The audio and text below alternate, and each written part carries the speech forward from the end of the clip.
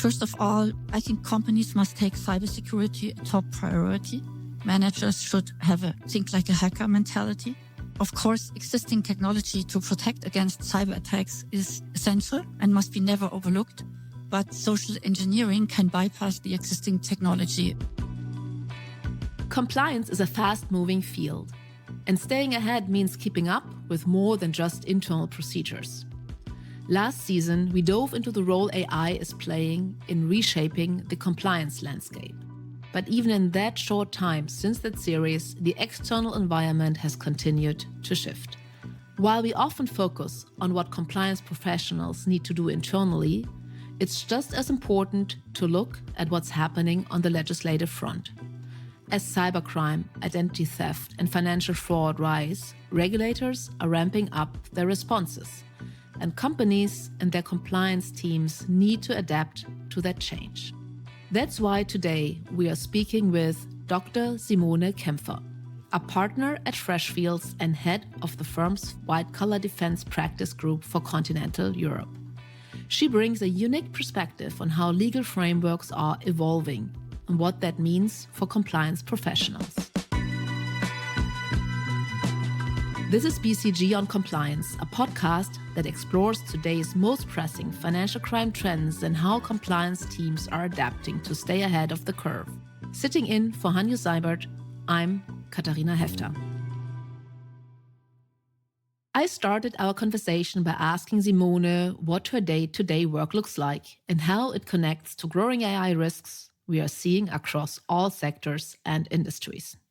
My team and I deal with all aspects of commercial criminal law and compliance, from your classic case of bribery to fraud, embezzlement, investment fraud, tax evasion, and insider trading, and right up to assisting with down raids and searches. We defend companies, but also individuals, including those in custody.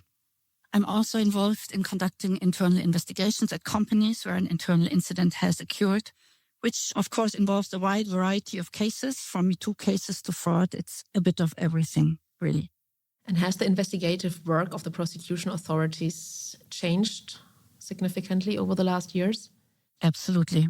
Also, hard copy files are still seized during down raids. Most of the documents are located in employees' email accounts and on company servers, which quickly adds up to terabytes of data. It's incredibly time-consuming and labor-intensive, you can imagine, to evaluate everything properly and to identify links and connections between people and companies. AI can already do a lot here, but we'll talk about that later. Simone, what I find really interesting is that you haven't always worked as a criminal defense lawyer. Why did you decide to switch sides? In former crimes, actually, I used to be a public prosecutor, in a way hunting down criminals. But I've always had a great sympathy for the defense and could always relate to their perspective. So, Simone, which role do you think you play better, the prosecutor or the defense lawyer? It's hard to say. I really enjoyed working as a prosecutor, but I think the job of a defense lawyer is a much better fit for me. Fighting for a client, strategizing on arguments, and finding the best possible solution in critical situations that can sometimes really mean life or death. That's what the profession is about, and for me. While AI is beginning to play a larger role in legal guidance in white-collar crime, Simone notes that for now, it tends to serve as a supporting tool only.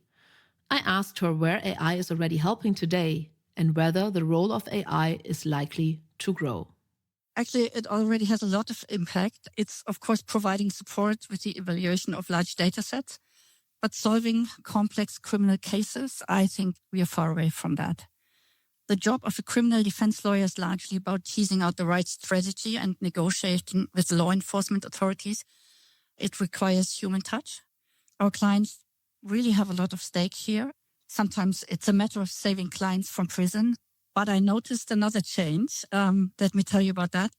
We've already had clients who have had their criminal law cases solved by AI before meeting with me. Some of the results were not that bad, but not so useful.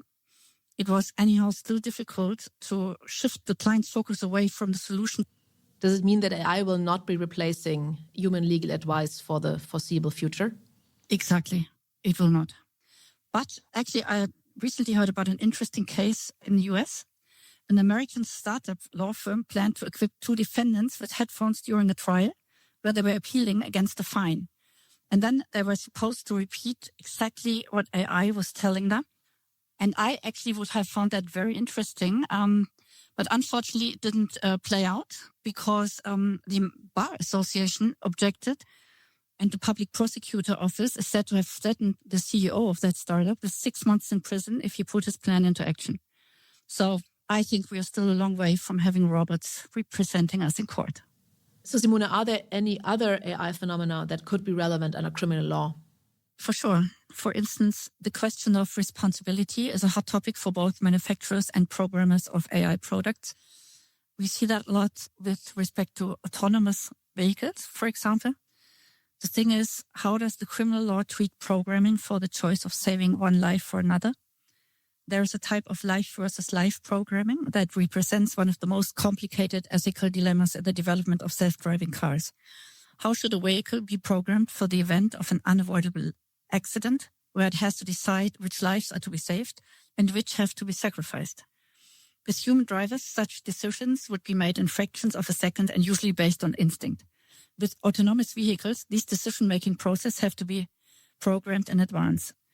Take the following situation. A vehicle equipped with this program is speeding towards a group of people and it's no longer possible to brake in time. Using life versus life programming, the car will swerve to avoid the group and run over a single pedestrian instead. Does that mean that the autonomous vehicle manufacturer and programmer are liable to prosecution for manslaughter? Can they plead necessity as a defense? It's clear that this will raise complex ethical questions and criminal law issues. However, no court decisions to that at the moment.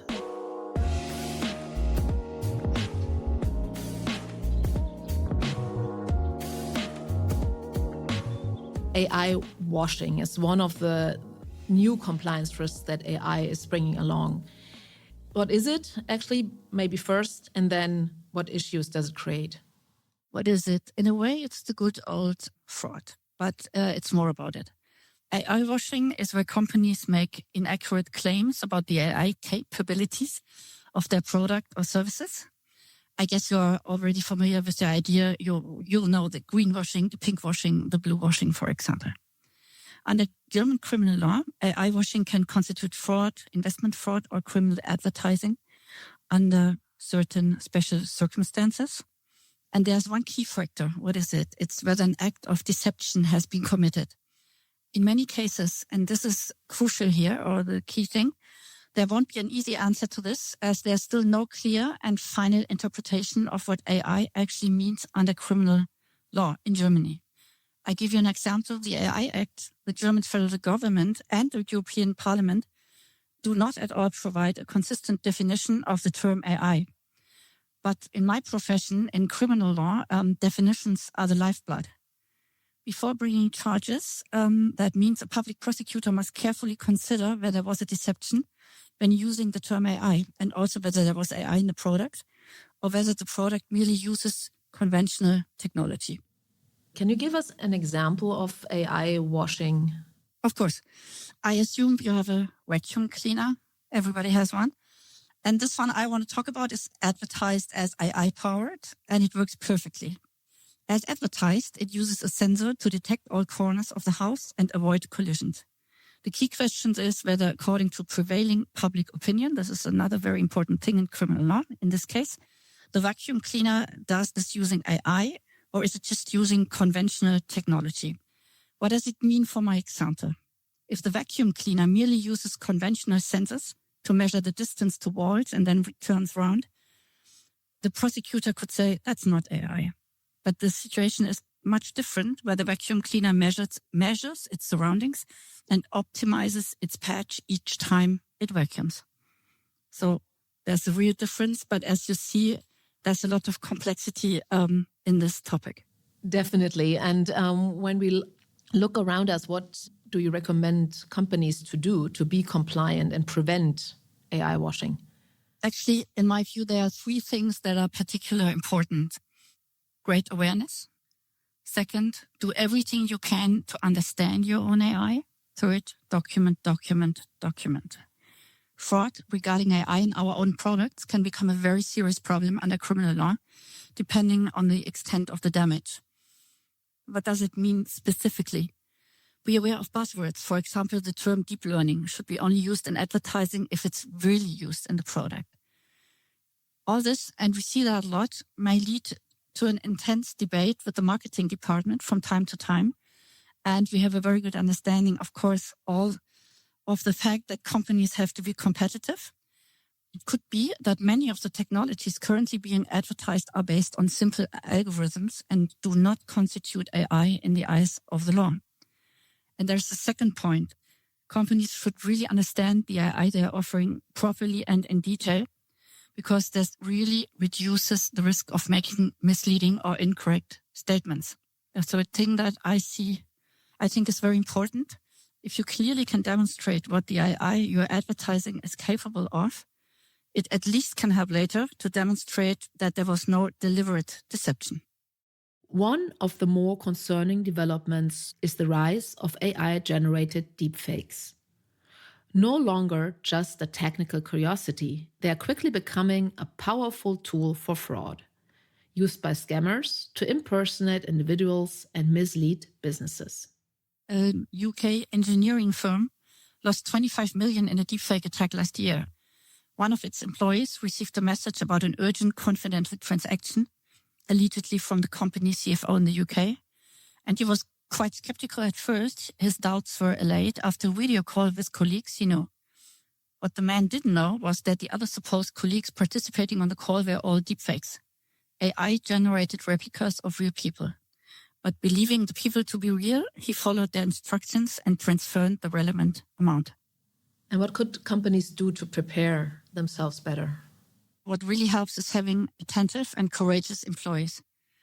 I don't know if you heard from the publicly known Ferrari case last year. This was an interesting case. A Ferrari employee received a phone call from the CEO, whom he knew personally. Then the CEO asked the employee by telephone in his well-known local accent to carry out a financial transaction as part of a confidential takeover. First, the employee agreed, but he was skeptical. And then he asked the name of the book that the CEO had recommended to him 1 month previous. The caller hung up immediately. Both incidents underscore a crucial point. These weren't unsuspecting pensioners targeted for these scams. They were tech-savvy professionals. In the Ferrari case, the fraud was stopped by a single question, a moment of healthy skepticism paired with an instinct that something wasn't right. But what if that executive hadn't been paying close attention? What if they were under pressure? Would those same warning signs have been caught? I asked Simone whether most organizations have appropriate safeguards in place to protect themselves from these types of threats. Well, probably at the moment not yet a proper best practice, but some measures already have proven to be particularly important. First of all, I think companies must take cybersecurity a top priority. Managers should have a think like a hacker mentality. Of course, existing technology to protect against cyber attacks is essential and must be never overlooked. But social engineering can bypass the existing technology. Criminals don't have to crack complex passwords if they can deceive employees into willingly revealing them. So social engineering attacks get past the human firewall, the so-called human firewall. And this is normally the weakest link in the chain, which is another reason why such attacks are often so successful. So what do companies have to do? Hardening the human firewall is key here. And let me say this requires regular training. Another thing is for certain employees can and should feel confident speaking up and questioning what's actually going on in such situations, even if they're in front of a apparently very impatient superior. And there's something else they can do. You can bring in what are known as the so-called red teams. These companies simulate an attack and try to get through the security precautions by all means. And believe me, these people who work there, some of them former agents, they really know what they're doing. What I'm seeing as well a lot is that sharing those examples broadly within the company is to raise awareness is certainly another angle that helps beyond the red team. When we look into deep fakes, they are punishable under criminal law, right? Or are we missing anything there on that angle? Recently, a draft bill was tabled that provided for the introduction of a new criminal offense for the deepfakes. But to cut it short, I share the view of the federal government at the time, which says no need for such legislation. The criminal offenses we have are sufficient in that case.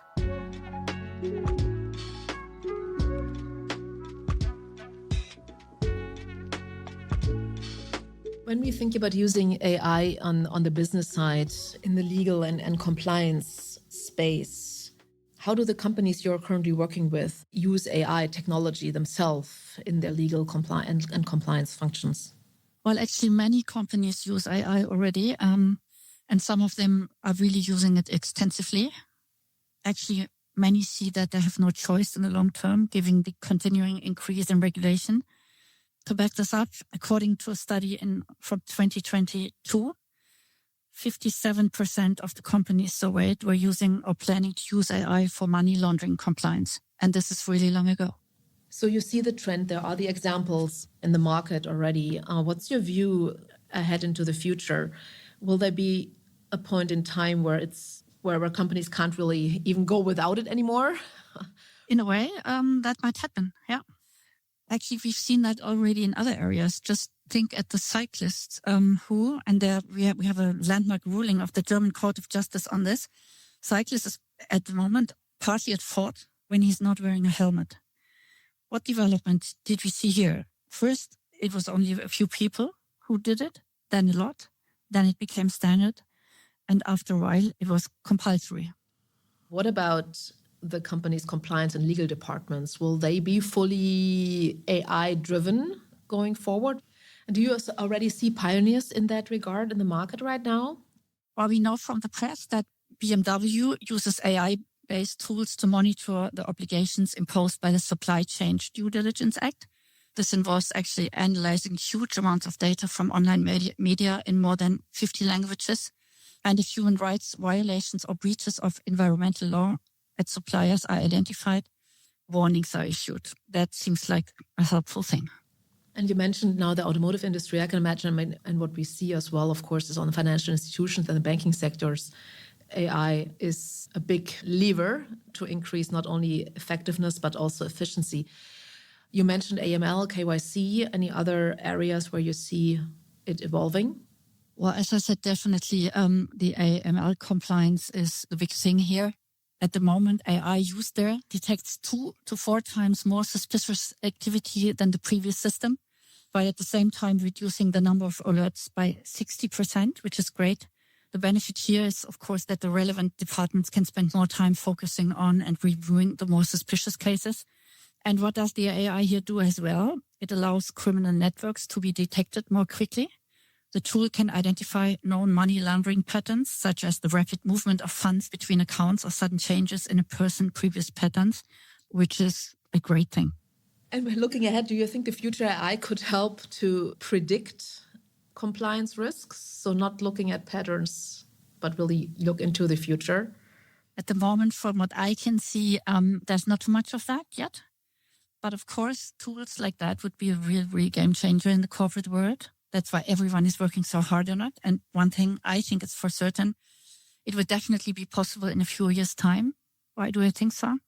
The more data that AI receives about company processes and practices, the more likely it will be able to detect deviations, probably even before the violation occurs. Is your organization preparing for a future where AI detects risks before they materialize? Or are you still treating it as a tool for tomorrow and not today? Join the conversation by connecting with us on your podcast app, writing a review of the show, or emailing us at BCG on compliance@bcg.com. Be sure to subscribe to get more insights from compliance innovators. I'm Katharina Hefter. Thanks for listening.